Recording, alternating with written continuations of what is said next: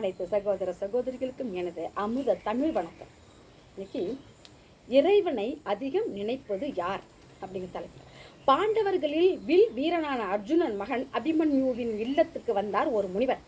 அப்போது அபிமன்யு வீட்டில் இல்லை.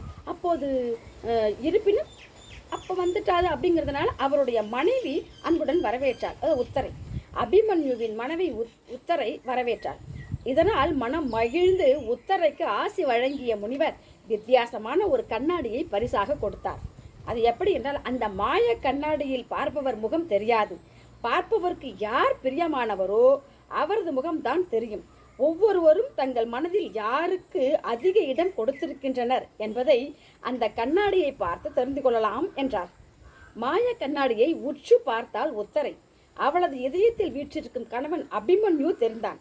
சற்று நேரத்தில் வீட்டுக்கு வந்த அபிமன்யு அந்த கண்ணாடியை பற்றி கேள்விப்பட்டு வியப்படைந்தான்.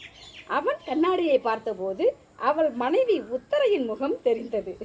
இருவரும் மனமொத்த தம்பதியராக இருப்பது கண்டு மகிழ்ச்சியில் தலைத்தனர் அவர்கள் மற்ற அனைவருமே. அந்த நேரத்தில் அபிமன்யுவின் தாய் மாமனான கண்ணன் அங்கு வந்தார்.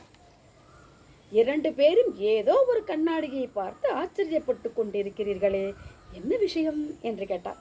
ஒரு முனிவர் வந்து இந்த கண்ணாடியை கொடுத்தது பற்றி விவரித்த அபிமன்யு, மாமா, நீங்களும் இந்த கண்ணாடியில் பாருங்கள், நீங்கள் தெரிய மாட்டீர்கள், உங்கள் மனதில் யார் நிறைந்திருக்கிறாரோ அவர் தெரிவார் அப்படின்னா.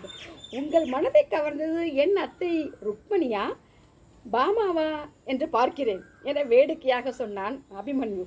புன்னகையுடன் கண்ணாடியில் எதிரில் நின்றார் கண்ணன். அப்போது கண்ணாடியில் சகுனியின் உருவம் தெரிந்தது.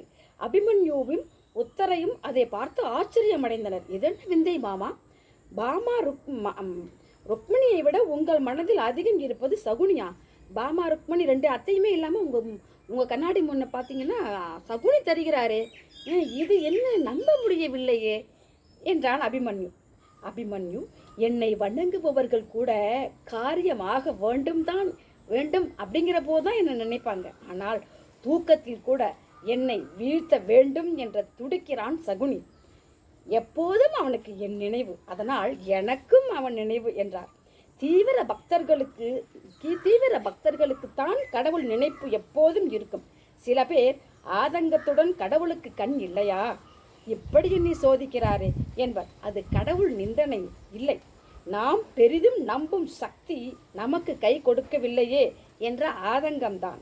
உரிய நேரத்தில் கடவுள் உதவுவார் என்பது அவர்கள் அறிந்ததே. ஆனாலும் விரக்தியில் அப்படி புலம்புவர்.